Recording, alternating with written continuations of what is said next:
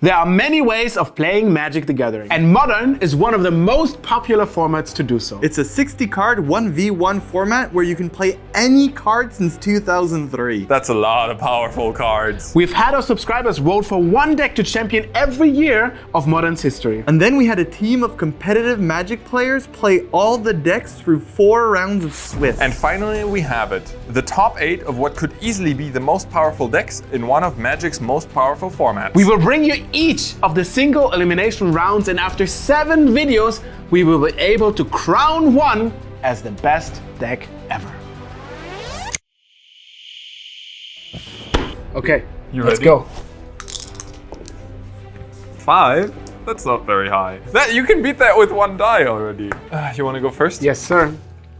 Have fun. My starting hand is great and not so great for reasons. So this is Eldrazi. Basically, you play 8 lands that make 2 mana for your Eldrazi's, and then you play Eldrazi's because when everything costs 2 less, stuff is kind of broken. So we do have one of those lands, the Eye of Ugin, which makes the Eldrazi Mimic cost 0, and then we have a Thought-Knot Seer on turn 2 because we have 2 of those lands that make them 2 mana. But unfortunately, our other hand is kind of not playable, so we have to hope we draw a colored source, then our hand becomes busted, but even then our start is very fast, so we're really happy. Sure. You good? I'm good. My starting hand kind of sums up Grixis Death Shadow so well. Like, in the name, there's the Death Shadow, right? A 13/13 that, rewards you for being at a lower life total. We have the cantrips, Opt, Thought Scour, and Street Wraith in this case, which help you smooth out your draw, fill your graveyard, and lower your life total. We have the Call Against commands, which are it's an insane late game card, at least back in the day it was, by letting you recur Snapcaster Mages or Tassigers and the likes, while also, interacting with your opponent's board in a flexible way. And then Thoughtseize is just one of the best interactive tools you have available even in today's Magic. Couple that with more interaction like Fatal Push and you've got yourself a great deck. I will play the land that is single-handedly responsible for this deck being kinda awesome. It's awesome. Colorless Eldrazi spells you cast cost 2 less to cast, because 1 would be too much. It's also, it just 2. doesn't need to tap for that, it just does it. Well, it doesn't make mana, so it doesn't need to tap. Also for 7, I can search my library for a colorless creature card, reveal it, and put it to my hand, just in case I run out of creatures. But with the reduction of 2, we're gonna play an Eldrazi Mimic, which costs 2. Is it gonna remain 1 Eldrazi Mimic? It unfortunately is gonna remain 1. Alright, so it's not there's a glimmer. When another colorless creature comes into play, it becomes a copy until that turn. But only the stats, right? Yes, only the stats. For now, it's only a 2/1, and your turn. Alright, I will draw. First things first. I'm the realist. I'll also make the whole world feel it. Yeah. By cycling this Street Wraith down to 18. Very good. I'll draw a replacement card, play a Polluted Delta, and I see you. 18, it's too high. You're already in this business. Yeah, I'll go down to 15, and who cares? Honestly, No. I'm down to Clown. Oh, God. I'll go down to 13, casting a Thoughtseize. Show me that hand, and I'll pick a card. Any card, except lands. I might have a problem. I hope you have a problem. I'll get rid of that Thought-Knot Seer. But why? You're not a person who enjoys challenges, I see. Occasionally, but not against you. A game against you is challenging enough already. Go ahead. Okay, I need help. Attack. Down to 11. One of the problems against Death Shadow is that you never really know when to attack, because you don't want to get your opponent to a different life total lower than 13, because all of a sudden they could play Death Shadow, or you make it even bigger. So you kind of have to assess how much damage you want to do and when you want to stop, because you don't want the Death Shadow to get unnecessarily bigger, eventually dying to the Temur Battle Rage. So I think we are in a good position and we need to put pressure on, because we can't really deal with the Death Shadow and the Temur Battle Rage anyway. So I'm opting in for attacking non-stop. And I also will play a Temple because I didn't draw anything good past the turn. I'll untap. I'll draw. I will start things off with a Thought Scour, targeting myself. So I'll mill 2. Swamp. And that Thought Scour was painful because both of those lands are valuable fetch targets, and the Swamp was actually my only swamp in the entire deck. Is that bad? I reckon it's bad. You needed a land. I'll play Polluted Delta. It's your turn. So you're still at 11. Comfortably. I will draw. I accept this draw. I will go down to 18 and play a Hallowed Fountain. And then I will tap it for blue and cast an Eldrazi Skysporter for 1 mana because it still costs 2 less. Of course. And I will make a spawn because it comes into play. I will refrain from attacking you. Go ahead. End of turn, I'll fetch down to 10. I guess I will get myself an island. And I will cast another Thoughts Power targeting. You haven't learned. Yeah, I haven't learned. 1. Okay, Snapcaster Mage. Okay, no lands this time. And I'll take my draw. I'll untap. I'll draw. And I think I have to do this now. I'll fetch down to 7. Getting a Blood Crypt. And I said I needed to do this now because I don't want to play the waiting game with your Dismember and my fetch land. And So now it's a 6/6. now it's a 6/6. Well, that's convenient. Go ahead. I will untap and draw. When I drew Urberg earlier, it wasn't that good, but now I can actually cast my Dismember in hand for 0 points of life because I can make 3 black mana, and that means Death Shadow with Temur Battle Rage will deal 10 less damage, effectively not killing me, so I can feel quite safe. I feel like I still have to attack because there's no real difference between a 6/6 and something bigger. All right, down to 5. And I will cast, surprise, the other Spy Spawner for a single blue mana, All right. which makes it hope. It does. All right. And it's your turn. I will opt at the end of turn. Scrying 1. I think I have to bottom this and draw a replacement card. I will cast the second opt. Take another look. Ooh, okay. No, I don't think I can do this. I'll bottom it. And draw. So So Thoughtseize. I will untap and draw. Yeah, I'll just pass the turn. Whoa. I'll untap and draw. I accept this draw. I will play a Cavern of Souls, naming Eldrazi. Yeah. So now my Eldrazi's can't be countered. Okay. And I will use it to make a mana, and another 2 mana, and another 1 mana. Oh no. And then I will cast the Drowner of Hope, fitting to his name, is making it every honor. So I get 2 more of my little Eldrazi worms. And I can sacrifice an Eldrazi worm to tap a creature of my choice. I would like to tap this Death Shadow. You do. Before anything else happens, It's a cold against I'll have to destroy that and make you discard the thing. I would like to attack for 6. Yeah. This feels painful. Losing this one feels rough because I feel like I've made mistakes with my life total, with how I handled the situations. But I get to do a bunch of sideboarding. First up, Inquisition of Kozilek and Stubborn Denial. Both are no good against Taffel's deck. They just don't really do anything. I'll also take out 1 Call Against command because it's a bit too slow and I don't expect the games to be super grindy. And lastly, Thoughtseize also kind of underperforms against the deck because usually Taffel just spits out his hand fairly quickly. Instead, however, I get access to Disdainful Stroke and Ceremonious Rejection, both of which are great at countering Taffel's spells. Liliana of the Veil, which is usually good if I have an empty board, you know, and then I can make Taffel sack whatever big creature he has. And to make sure that we arrive at an empty board, I have an Is It Static Caster, which can take care of any Scion tokens and Eldrazi Mimics, or even Sky Spawners. And then lastly, Engineered Explosives is very good against any endless ones that Taffel will deploy. Sideboarding is quite easy. We obviously board in Chalice of the Void because it's basically counter target deck. And that's the thing I want to enjoy for only 2 mana, kind of winning the game if it comes early enough. So that needs to go in. And also I think Oblivion Ring is cool because it can remove stuff like Tazigor, Gormak Angle, and very big Death Shadows that Dismember eventually can't. And so Dismember goes out and those 3 cards go in. I'd like to try to go first. I don't know, man. I mean, it's a good start, you know? It is literally a start. And this hand is very reactive, but I think I like it that way. The double Thoughtseize is very good for, you know, keeping the early game kind of under control. And then Snapcaster Mage should, in theory, give me enough value in the late game. I like this. Okay, sure. Our hand looks very expensive, but here is where Eye of Ugin comes to play because it shaves off 2 mana of all of the Eldrazi's. And that makes our hand very Thoughtseize proof because we are well threat, very removal proof because we can just play the creatures.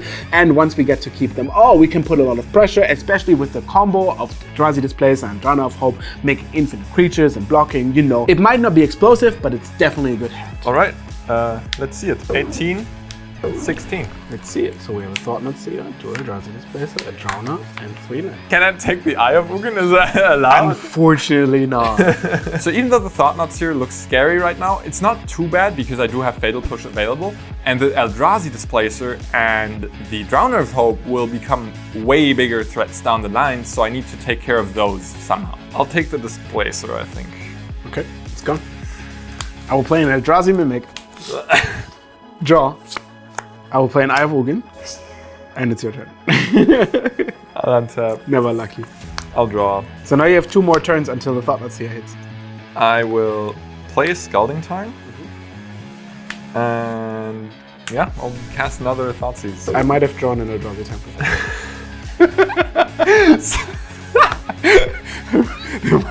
There might have been misconceptions. Now you have to. I'll take the Drowner of Hope. Oh, he's dead. Okay. Jamin taking Drowner of Hope makes me really think there's a Fatal Push involved here because A, he picked the Drowner of Hope quite quickly and didn't really consider the Thought-Knot Seer, but also with the fetch land open, it makes a lot of sense that the Fatal Push gets reborn instantly, then killing the Thought-Knot Seer happens as soon as it comes into play. He doesn't even lose a card because he draws it right back, and that would make all my attempts of making a game very aggressive go away. So I think I want to bait with the Eldrazi Displacer because right now I don't have anything to blink, and then maybe he uses the Fatal Push on the Displacer and I can use Thought-Knot Seer to get rid of another removal spell and deal a lot of damage. Then I will take back my hand and draw. Sure. I will play a Darker Wastes. Take 1 damage. Darker Wastes? Yes. And play the Eldrazi Displacer. So I go down to 19. You do. And it's your turn. At end of turn, I'll fetch. And I'll get myself a Watery Grave down to 11. Already 11. I didn't do anything. You didn't. Luckily, otherwise my life total would be even lower. I'll Fatal Push that. Oh, a Fatal Push. Poor Displacer. And I will untap. And I gotta get a bit lucky here, but also not too lucky. So, see, told you. Everything lines up, comes up roses. I will draw. And cast my Thought-Knot Seer. Which row does it go into? All right, yeah, I guess you get to have your pick. Well, it's gonna be Snapcast damage. Snapcaster is exiled. Then you may go. Yeah, I mean, I gotta get rid of that Thought-Knot Seer. I'll fetch for tapped Steam Vents and push the Seer. Trigger. I'll draw my bonus card. Yes, please. Bonus card, bonus card. Ooh, it's a very good bonus card. I'll scour it myself. So you destroy your mana base again. Yeah, once again. Let's see. Okay, Polluted Delta. Oh, so lucky. I'll draw a card. I'll untap and draw for turn. Ooh, good thing I fetched so cheap because gotta cycle another Street Wraith. You go to 8, but now your Death Shadows are not 7/7s. I'll 5/5s. draw. Do you have good cards in hand, Toffel? Only 1. You know what? Go ahead. I don't believe you about that good card. You mean you have 2? 0 actually. I would. Oh. I will play the Cave of Chaos. And I will pass the turn. I know it looks like that I'm heavily flooding, which I am, don't get me wrong. I draw a lot of lands, but I'm very happy that the game doesn't turn out to be a race because Jamin's not doing anything and I'm only playing lands. So that means eventually I can get to 7 lands and use the Eye of Ugin all over again and Jamin can't handle Eldrazi every turn. That's a 5/5 haste or steals his card. So actually it looks like I'm doing nothing, but I'm very happy with the state of the game. At end of turn, I'll splash in. Is it Static Caster? Okay. I could have it deal damage to itself, but I don't think I will. Okay. Instead, I'll untap and I will draw and pass the turn once again. Wow, you bore me to death. I do. I'll draw a card. You wouldn't guess what it was. A land? It was not. It was this Cavern of Souls, which it was not this Cavern of Souls. It was the Cavern of Souls that I needed for Eldrazi, which lets me cast this one. Okay. Woohoo! So that again costs 4 mana. And I would like to trigger the Battle Cry to Wormies. And with that, I would like to pass the turn. Yeah, I mean, these are juicy targets. I'll activate my Static Caster. So I'll sacrifice it for a mana. Okay. Because you will deal to one of everybody, but I don't want my other one to die just yet. But I will not use the mana. Makes sense. And then also at end of turn, I will opt. Of course. Scry to the bottom and draw a replacement card. Ooh, it works every time. The replacement card is always a good one. Untap, upkeep, draw. I'll play a Bloodstained Mire and delve a Tasigur. Tasigur, remember when that card was so good? Has Delve, and for 4 mana, I can put the top 2 cards of my library into my graveyard, and then you choose one of all my cards in the graveyard and give it to me into my hand. A non-land card. And yeah, that's my turn. Go ahead. At the end of turn, I would like to tap the Tasigur. It's tapped. And then I draw a card. Okay. I would like to attack. Oh, you know what? I'll fetch first. I go to 7. I'll get myself a swamp. And I will cast a Snapcaster Mage, giving flashback to my Ops. I'll block here. It is blocked. It's a little bit awkward, but I think in this case it's very unlikely it gets countered. I want to play a Matter Reshaper. Unfortunately, I can't cast it with my Cavern of Souls because it costs a colorless only. Oh! So I yeah. So I will have to use an Eldaka Waste for that. I won't counter it, but that's an interesting interaction. I will play a fetch land on my own. Yes, I have a fetch land too. At the end of turn, I will flashback this Opt. Oh no, another replacement card. Replacement cards have been real good this season. I'll bottom this. I don't think it's very good.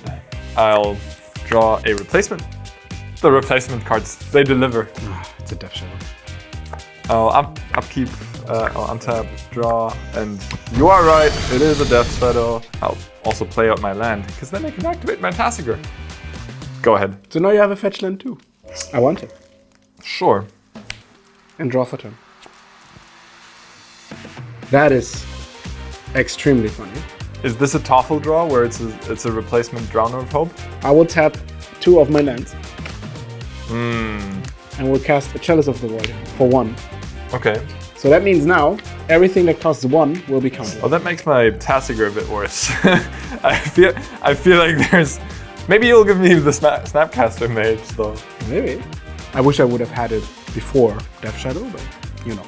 Can't have it all, but when I do have it all, it's another Darker World. Go down to 6. Okay.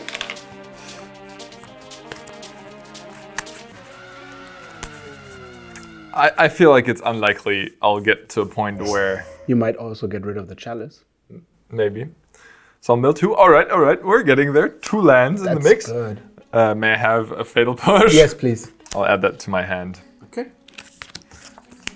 I'll untap. And I will draw.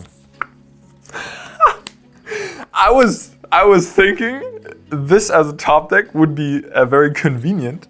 I'll cast a Gurmag Angler, because that lets me get rid of this Fatal Push by delving it away. So I'll leave only a Snapcaster Mage, I guess. Sure. So this is a 7/7. Oh, that's awfully convenient. It's very hard to deal 6 damage. Yeah, I mean, you gotta start getting in there at some point. Oh. I will block like this. So I could Battle Rage right now just to push damage through. I could even activate the Static Caster to deal more damage. I'm not sure how I feel about it because it's not lethal, and I think I'd rather keep this surprise for next turn. But there is an argument to be made just about being mana efficient. Yeah. I guess you take 4. Yep. I will go down to 15. I will put the trigger on stack and fetch with the Flying String. Oh, that's a Reality Smasher. It costs more than 3, Yeah, so it goes into so your it goes hand. into my hand. I'm scared. All right, my turn. Yeah. I will untap and draw. Ooh, I drew the Eldrazi Displacer, which is so sick because now I can blink the Drowner of Hope and make tokens, and the token can tap creatures. Unfortunately, my mana doesn't line up well that I can cast Reality Smasher and Displacer and tap 2 creatures. That would be lethal. So it only deals 5 damage. So what I have to do is I have to play the slower variant of playing the Eldrazi Displacer and then blinking my Drowner of Hope a bunch so I get the tokens, tap the creatures, and that will make me win next turn, almost guaranteed. I've decided to not even play the Smasher. I will tap my Cavern of Souls. It sounds good, but then it sounds bad for me. For a white mana, and cast an Eldrazi Displacer, which can't be countered. Oh, that is rough. I'll pay forward to activate Tasigur. I'll mill 2. Ooh. Which one would you like? You can get a Street Wraith. That's fine by me. All right. I'll untap and take my draw. It's so sad. Everything is so sad. That makes me so happy.